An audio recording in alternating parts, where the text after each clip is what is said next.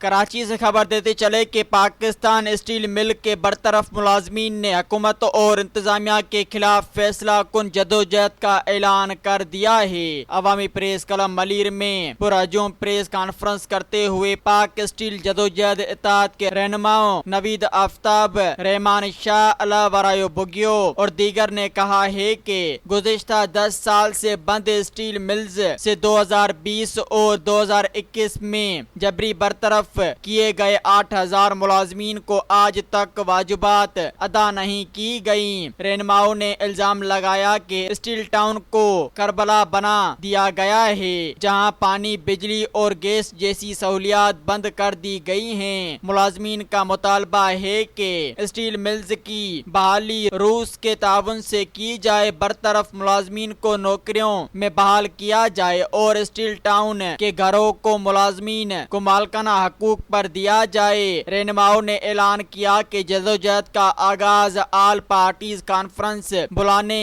سے کیا جائے گا۔